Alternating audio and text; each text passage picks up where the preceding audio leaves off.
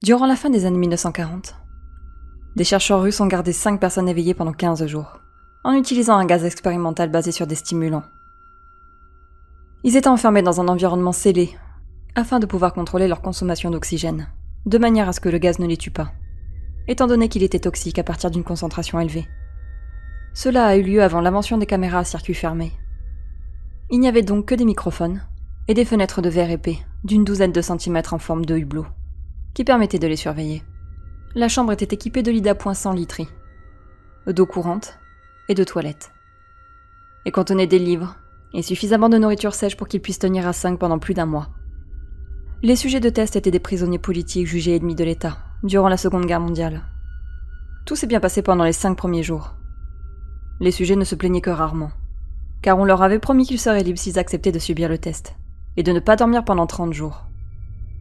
Bien que la libération fût hors de question. Leurs conversations et leurs activités étaient surveillées, et on a pu noter qu'ils ne parlaient que d'incidents de plus en plus traumatisants dans leur passé, le ton de la conversation devenant beaucoup plus sombre après le 4e jour. Au bout de 5 jours, ils ont commencé à se plaindre à propos des circonstances et des événements qui les avaient menés là où ils se trouvaient, et à montrer des signes de paranoïa sévères. Ils ont arrêté de se parler, et à la place, se sont mis à parler au microphone et au miroir sans teint des hublots. Curieusement, ils semblaient penser pouvoir gagner la confiance des expérimentateurs en retournant contre leurs camarades, les autres sujets de test en captivité avec eux. Les chercheurs ont tout d'abord supposé qu'il s'agissait d'un effet du gaz. Après 9 jours, le premier d'entre eux a commencé à crier. Il courait sur la longueur de sa chambre en hurlant à plein poumon, pendant 3 heures sans discontinuer, et a ensuite essayé de ne pas s'arrêter. Mais il n'arrivait à reproduire que de temps à autre de petits couinements. Les chercheurs ont pensé qu'il s'était déchiré les cordes vocales. Le plus surprenant dans ce comportement, c'est la manière dont les autres sujets ont réagi. Ou plutôt, n'ont pas réagi. Ils ont continué à murmurer à l'intention des microphones, jusqu'à la seconde où les cris ont commencé. 2 des captifs qui ne criaient pas ont alors désossé des livres, ont enduit toutes les pages de leurs propres excréments, et les ont collés sur le verre des hublots. Les cris se sont rapidement arrêtés.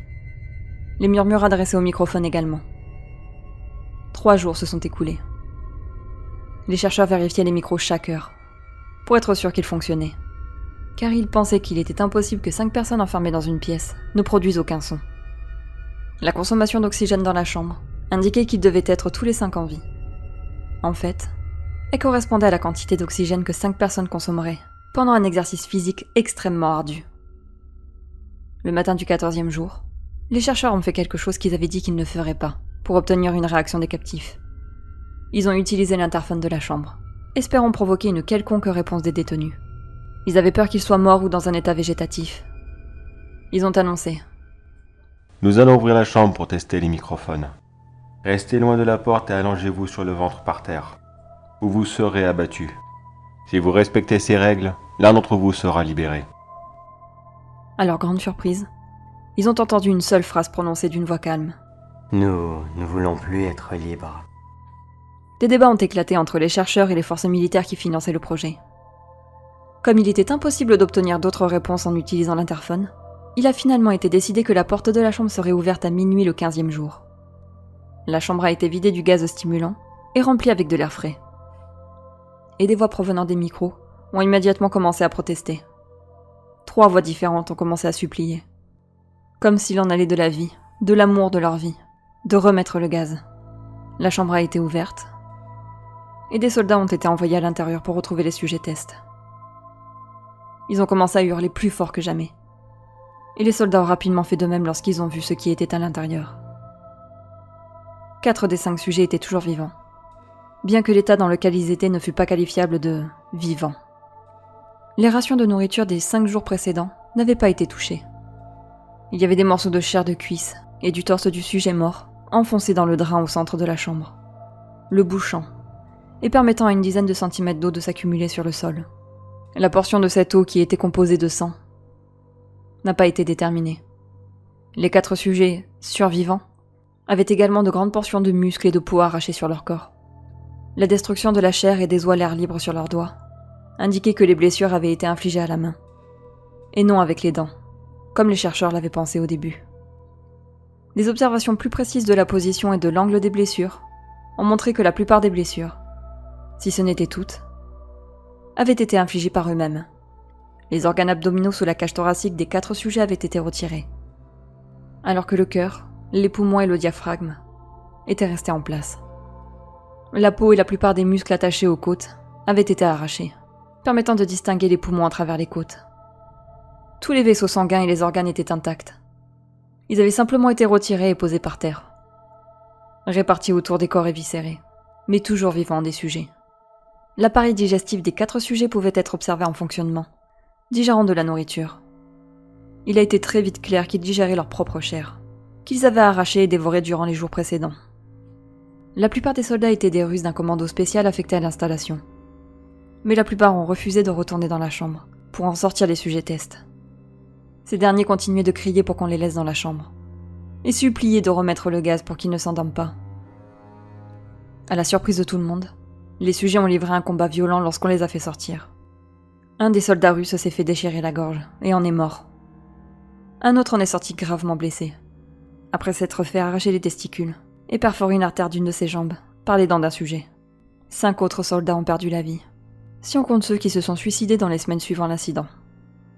Pendant le combat, la rate de l'un des sujets vivants s'est rompue, et il s'est vidé de son sang presque immédiatement.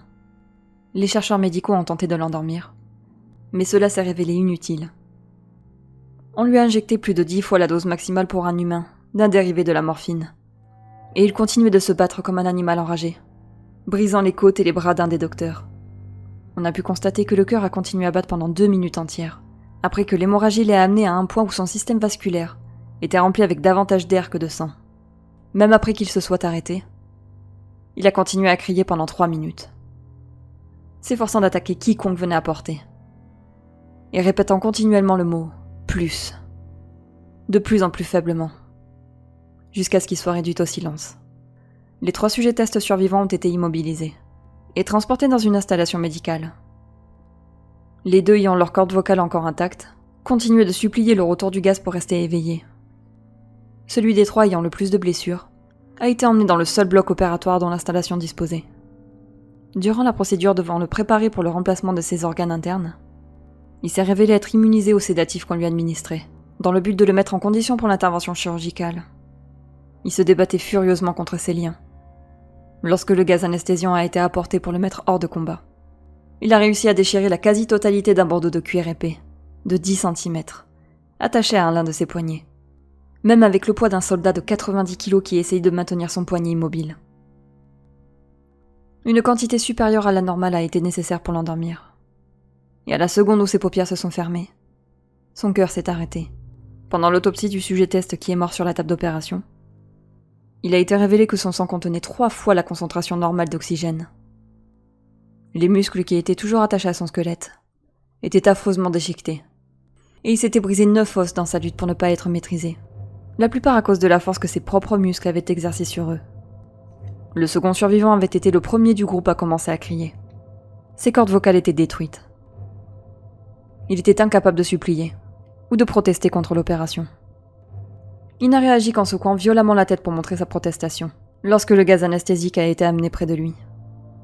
Il a secoué la tête pour faire oui, lorsque quelqu'un a suggéré, à contre-cœur, d'essayer l'opération sans anesthésie, et n'a pas réagi pendant les 6 heures qu'ont nécessité le remplacement de ses organes abdominaux, et la tentative de les recouvrir avec ce qu'il restait de peau. Le chirurgien président d'intervention n'arrêtait pas de répéter qu'il était médicalement impossible pour le sujet d'être encore en vie. Une infirmière terrifiée, qui a assisté à l'opération, a affirmé qu'elle avait vu la bouche du sujet former un sourire plusieurs fois, à chaque fois que ses yeux croisaient les siens. Lorsque la chirurgie prit fin, le sujet a regardé le chirurgien et a commencé à siffler fortement, essayant de parler en se débattant. Supposant que ça devait être important, le chirurgien a demandé à ce qu'on lui apporte un crayon et un calepin, afin que le patient puisse écrire son message. Il était simple. Continuez à couper. Les 2 autres sujets du test ont subi la même intervention, tous les 2 sans anesthésie. Cependant, il a été nécessaire de leur injecter un paralysant pendant la durée de l'opération. Le chirurgien n'arrivait pas à effectuer la chirurgie pendant que les patients riaient continuellement. Une fois paralysés, les sujets pouvaient seulement suivre les médecins des yeux. Le paralysant a été éliminé par leur système, après une période anormalement courte. Et ils ont rapidement essayé de s'échapper. Au moment où ils ont pu recommencer à parler, ils ont recommencé à demander le gaz stimulant. Les chercheurs ont essayé de leur demander pourquoi ils s'étaient infligés ces blessures, pourquoi ils avaient arraché leurs propres entrailles, et pourquoi ils voulaient de nouveau le gaz. La seule réponse qui a été donnée était « Je dois rester éveillé. » Les liens des 3 sujets ont été renforcés, et ils ont été remplacés dans la chambre en attendant de savoir ce qu'on allait faire d'eux. Les chercheurs, faisant face à la colère des bienfaiteurs militaires, à cause de leur incapacité à atteindre le but qu'ils leur avaient fixé, ont pensé à les euthanasier. L'officier commandant, un ancien agent du KGB, a, au contraire, vu du potentiel en eux, et a voulu voir ce qui se passerait si on les replongeait dans le gaz. Les chercheurs s'y sont formellement opposés, mais leurs objections ont été ignorées. Afin de les préparer à être de nouveau scellés dans la chambre, les sujets ont été connectés à un moniteur électroencéphalographie, et leurs liens ont été renforcés pour un confinement à long terme. À la surprise générale, ils ont tous les 3 arrêté de se débattre, au moment où quelqu'un a laissé échapper qu'on allait les remettre dans le gaz. Il était évident qu'à ce moment, ils avaient énormément de mal à rester éveillés. Un des sujets qui pouvait parler fredonnait d'une voix forte et sans s'arrêter. Le sujet muet appuyait sur ses jambes de toutes ses forces. D'abord la droite, puis la gauche, puis de nouveau la droite, afin d'avoir quelque chose sur quoi se concentrer. Le dernier sujet gardait sa tête au-dessus de son oreiller, et clignait des yeux rapidement. Ayant été le premier à avoir été relié à l'électroencéphalogramme, la plupart des chercheurs observaient ces ondes cérébrales avec surprise. Elles étaient anormales la plupart du temps, mais affichaient parfois inexplicablement une simple ligne. C'est comme s'ils subissaient plusieurs morts cérébrales, avant que tout ne redevienne normal. Comme ils se concentraient sur le papier qui sortait du moniteur, seule une infirmière a vu ses paupières se fermer, au moment où sa tête retombait sur son oreiller. Ces ondes cérébrales se sont immédiatement muées en celles d'un sommeil profond. Puis la ligne droite est apparue pour la dernière fois, allant que son cœur s'arrêtait. Le seul sujet restant en état de parler s'est mis à crier pour être scellé immédiatement. Ces ondes cérébrales montraient les mêmes lignes droites que celui qui était mort après s'être endormi. Le commandant a donné l'ordre de sceller la chambre, avec les 2 sujets à l'intérieur, ainsi que 3 chercheurs. Un des 3 qui ont été nommés a immédiatement sorti son revolver et a tiré une balle entre les 2 yeux du commandant, puis a retourné son arme contre le sujet muet, lui faisant également sauter la cervelle. Il a ensuite pointé son arme vers le sujet restant, toujours attaché au lit, tandis que les membres restants de l'équipe médicale et de chercheurs fuyaient la pièce. « Je ne me laisserai pas enfermer là-dedans avec ces choses. Pas avec vous. » a-t-il crié à l'homme attaché à la table. « Qu'est-ce que vous êtes ?» a-t-il demandé. J'ai besoin de savoir. Le sujet a souri. « Est-ce que vous avez oublié si facilement ?» a répondu le sujet. « Nous sommes vous. Nous sommes la folie qui se cache en chacun d'entre vous, suppliant d'être libéré à tout moment dans votre esprit animal. Nous sommes ce que vous vous cachez tous les soirs dans vos lits. Nous sommes ce que vous réduisez au silence et à la paralysie lorsque vous rejoignez le paradis nocturne que nous ne pouvons fouler. » Le chercheur a marqué un arrêt. Puis il a visé le cœur du sujet et a fait feu. L'électroencéphalogramme a alors affiché une ligne droite, tandis que le sujet s'étranglait, laissant faiblement s'échapper quelques mots. Si près d'être les